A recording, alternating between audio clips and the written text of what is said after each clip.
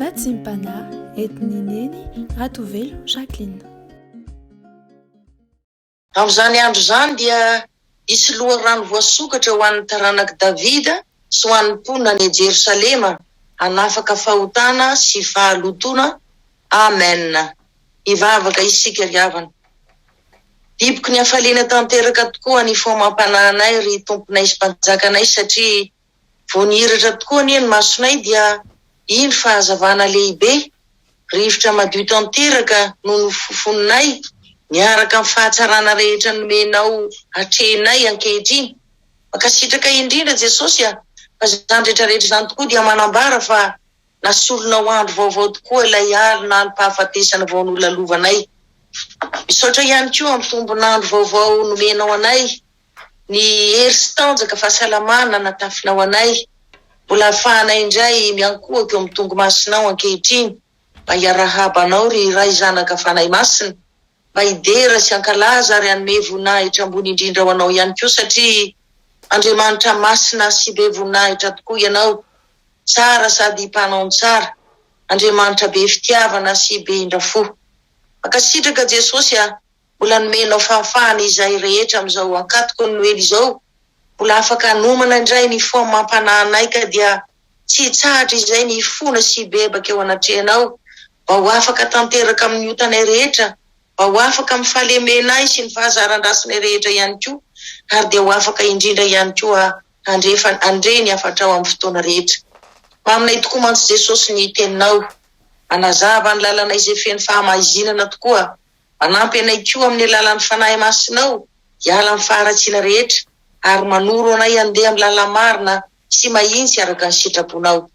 Dia mba velao tompo malala ny fanahy masinao akatoeranao amponay, mba ahafahany mandidy sy manapaka eo amin'ny fiainanay ka tsy hisy intsony rehefa ratsy bana sy anapotika izay tsara rehetra ao anatinay. Dia mitenena tompo malalo amin'ny fombanao, efa vonona izay andresy ankatony afatrao. Amin'ny anaranao masina sy be voninahitra tompo malala no hanaovanay izany vavaka izany. Amen. Dia mbola hafaly miarabantsika rehetra mpianakavin'ny finoana ry havana amin'ny anaran'ny Tompo, ary hifaly ihany koa manonona ny fahasoavana sy ny fiadanana avy amin'Andriamanitra ray sy Jesosy Kristy Tompontsika, ary ny firaisana avy amin'ny fanahy masina. Amen. Ny teny izay angalantsika fampaherezana ry havana amin'ity maraina ity dia izay hitantsika eo amin'ny filazantsarany Matio toko voalohany ny andininy 7:20 ka hatramin'ny 2:20.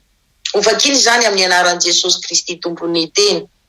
Ary ny nahaterahan'i Jesosy Kristy dia toy izao: rehefa nanaiky Maria renin'i Jesosy, ho fofombadin'i Josefa, raha tsy mbola nivady izy dia hita fa nitoejo azo avy tamin'ny fanahy masina izy, ary Josefa vadiny izay lehilahy marina sady tsy tanala baraka azy, dia nikasa metraka azy manginginy.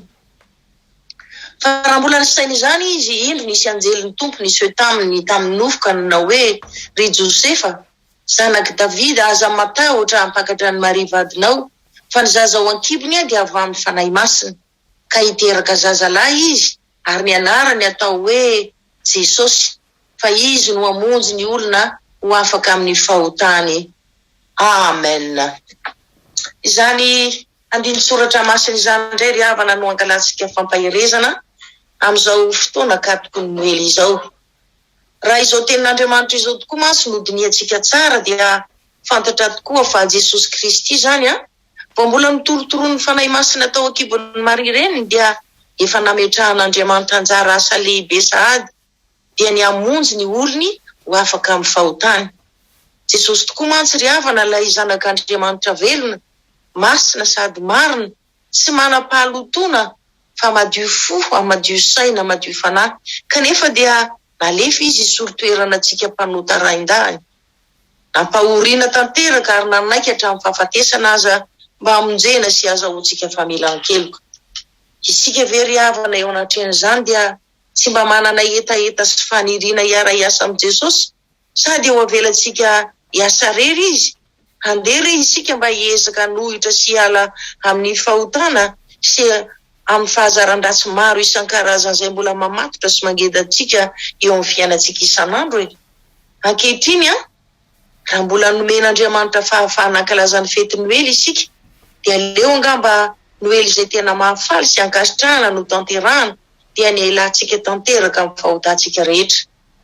Raha ny marina mantsy ry havana ny fankalazana Noely araka ny sitrapon'Andriamanitra dia tsy hoe resaka famirapiratana ety avelany akory, izany hoe miakanjo vaovao tsara tarehy, misakafo ho an'ny mpitolokoa. Tsy ratsy mihitsy akory izany raha tahiny ka nomeny tombo fitahiana sy fahasoavana ihany isika, fa ny tena zava-dehibe sy mahateren'Andriamanitra dia ny fialantsika amin'ny fahotana ry havana. Noho izany amin'izao fotoana katoko Noely izao dia fotoana tokony hankofantsika tanteraka, fotoana tokony handoliantsika ary angatahantsika fifonana fibebahana amin'ny fahotantsika rehetra ry havana. Angatahantsika amin'Andriamanitra ihany koa famondram-po sy famelan-keloka, angatahana fahadiovam-po, fahadiovan-tsaina ary fahadiovam-panahy ihany koa. Ary amin'izany rehetrarehetra izany dia mila manome vahana tanteraka ny fanahy masina isika eo amin'ny fiainantsika ray manontolo mba hahafahantsika manatanteraka ny sitrapon'Andriamanitra dia ny ialantsika amin'ny toetra mampiosina antsika amin'ny fahotana izay mampisaraka antsika tanteraka amin'Andriamanitra koa. Fa andere isika mba hanana etaeta amin'ny fahadiovana ara-batana sy ara-panahy, hanana etaeta amin'ny fahamasinana sy fahamarinana ary hanana etaeta indrindra ihany koa amin'ny fahatahorana n'Andriamanitra. Ny tena tian'Andriamanitra sy mahamahay azy mantsy ry havana dia isika mihevitra be da be ny ara-panahintsika aloha voalohany indrindra, ka tsy tokony ataontsika ho latsa-danja amin'izay endrika ivelan'ny rehetra izay fantatsika tokoa fa mandalo vetivetika fotsiny ihany, tsy maharitra akory izany. Tena tian'Andriamanitra re isika ry havana ilona ao anatin'ny fiainam-bavaka tanteraka amin'izao akatoko Noely izao, hanana fahamatorana mafy amin'i Jesosy Kristy, ho tia azy, hanaja azy, ankatoa azy ary ianao izay mahafaly azy rehetra koa, satria izany ny fanomezana tsara sy mendrika indrindra ankasitrahan'i Jesosy Kristy omentsika azy amin'izao fetiny izao. Raha natanteraka ny baikon'Andriamanitra ray ny Jesosy ry havana dia ny hamonjy ny olona ho afaka amin'ny fahotana dia fantatsika tsara tokoa fa no tanterahany tamin'ny fanetretena tanteraka tokoa izany. Tsy mba hita tsy misy mihitsy firerehana teo aminy na dia teo aza ny mahazanak'Andriamanitra azy sy ny mampanjaka ny mpanjaka ary tompony tompo azy. Izany hoe ny Noely izay tokony hankalazantsika ry havana dia Noely tena tokony ahitana fanetretena tanteraka ihany koa. Amin'izao fotoana izao angamba mety tsy ho tsapantsika ry havana hoe tena fanetretena tanteraka tokoa ve no nasehon'i Jesosy Kristy raha nanaiky hamonjy sy hanafaka antsika izy, fa indray andro any raha sitrapon'Andriamanitra samy ho tonga ny an-danitra any isika rehetra tsy misy ankanavaka dia tsy vitany hoe ho talanjona fotsiny ihany isika, fa tsy maintsy ihany koa ka handohalika eo anatrehan'i Jesosy Kristy isika ry havana ka ilaza hoe mankasitraka mankatelina Jesosy malala fa tena lalina tsy takatra ny sainay tokoa ny fitiavanao anay. Nafoinao sy nilaozanao avokoa ka izao fahatsarana fiadanam-be fa mirapiratana rehetrarehetra izao fa naleonao namonjy sy nanafaka anay amin'ny fahotanay. Tsy mba nijery ny fahamasinanao sy ny voninahitra ao ianao fa nanetry tena ambany dia ambany tokoa mba nanaiky nandro tao an-tranon'omby. Tsarovy ry havana fa nataon'i Jesosy Kristy anie izany rehetrarehetra izany mba ho fianarana ho antsika rehetra, mba tiany koa isika hanana fanetretena tahaka azy eo amin'ny fiainantsika. Arariny dia rariny tokoa raha hanetritena isika ry havana satria zinona moa isika eo anatrehan'i Jesosy Kristy vovoka sy lavenona anie isika mba fantatritsika moa hoe iza tsara moa io Jesosy Kristy zanak'Andriamanitra io. Jesosy anie ry havana dia endrik'Andriamanitra tsy hita laha matoto halohany izao zavatra rehetra izao izy. Jesosy koa na dia manana ny endrik'Andriamanitra aza dia tsy mba nataony zavatra ho fikirina mafy ny fitoviana amin'Andriamanitra, fa nofoanany tenany tamin'ny nakany endriky ny mpanompo sy nahatongavany ho manam-pitoviana amin'ny olona. Ary any amin'ny Isaia ihany aza dia milaza hoe zaza no teraka ho antsika, zazalahy no omena antsika, ary ny fanapahana dia ho antsorony, ny anarany atao hoe mahagaga, mpanolo-tsaina, Andriamanitra mahery, rainy mandrakizay andriny ny fiadanana.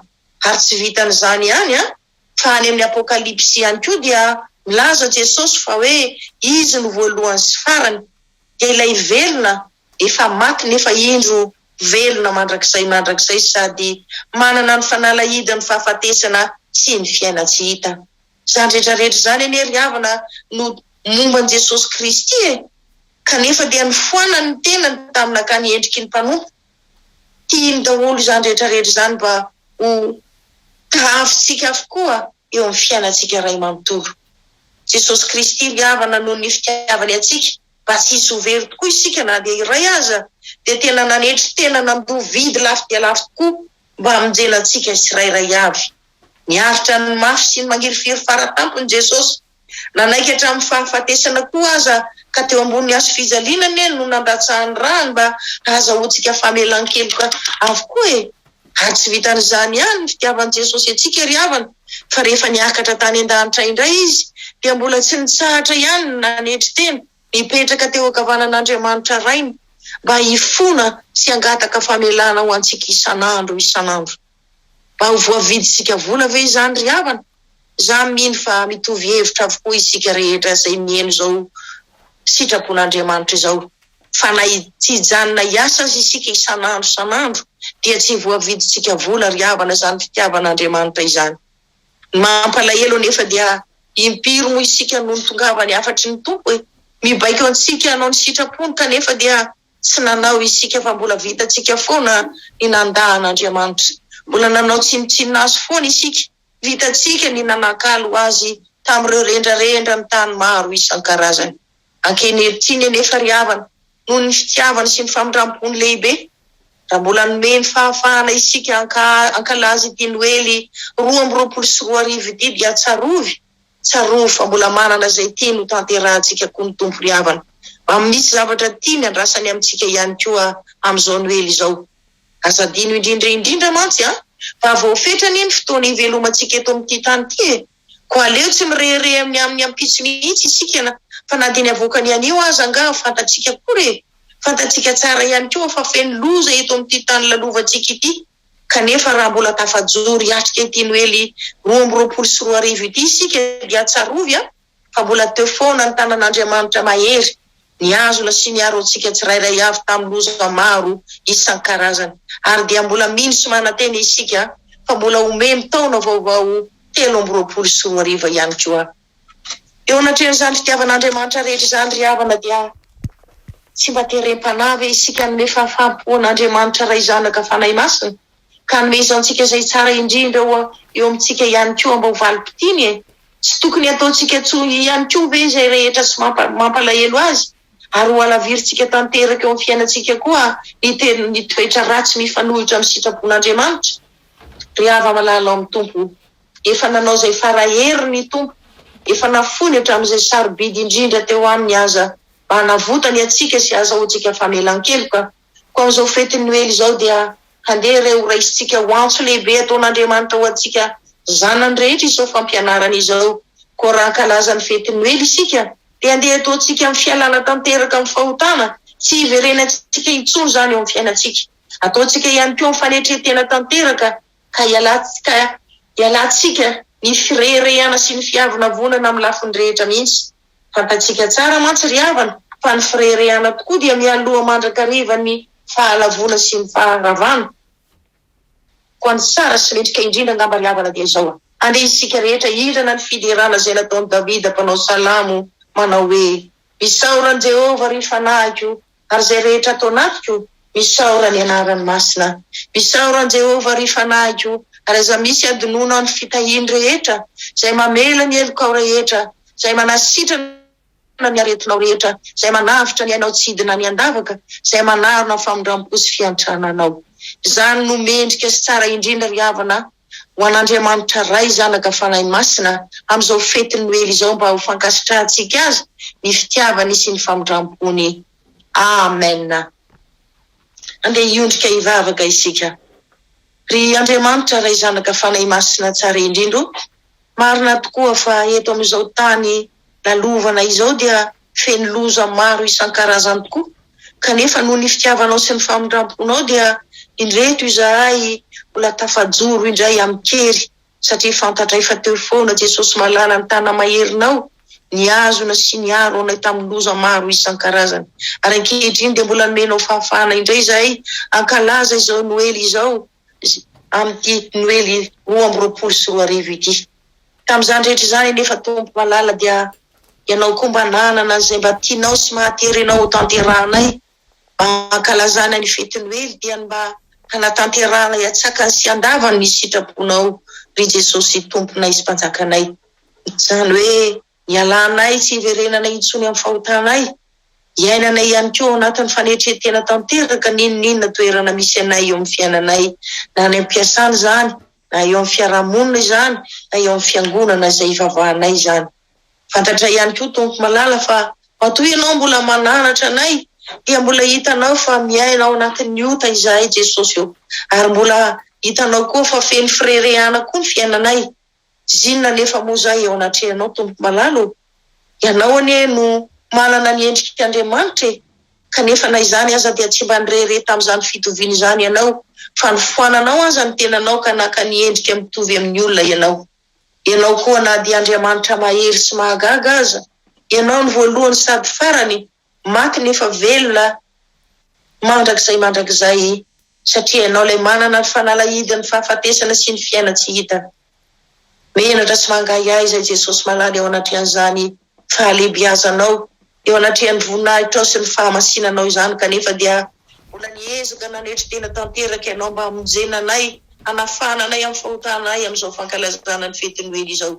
Koa mba mangataka ny famindramponao Tompo, ampio izahay amin'ny alalan'ny fanahy masinao, mba tsy amin'izao fankalazana ny Noely izao reno fa amin'ny sisa iainanay dia tsy hitsahatra tokoa izay ny ifona hibebaka eo anatrehanao, hiala amin'ireny fahotana rehetra vitanay ireny, tsy hiverina amin'ireny intsony izay mampisaraka anay aminao. Koa izay Tompo malala mba tsy hitsahatra hiezaka hiainao anatin'ny fahatena tanteraka, ka dia ho lavitra anay tokoa ny firerehana rehetra izay mitarika fahalavona eo amin'ny fiainanay. Amen. Raiso ny tsodranomasina avy amin'Andriamanitra raitsika. I Jehova no mpiandry atsika, tsy hananjava mahory isika. Mampandry atsika amin'ny ahy maitso izy, mitondra atsika eo amoron'ny rano fialan-tsasatra izy, mamelombelona ny fanahitsika izy, mitarika atsika amin'ny lalan'ny fahamarinana noho ny anarany izy, ampiala atsika olony rehetra amin'ny fahotantsika izy, ary ampifady atsika ihany koa amin'ny firerehana rehetra. Ho tanteraka tokoa izany amin'ny anaran'ny Ray sy ny Zanaka ary ny Fanahy Masina. Aleluia. Amen.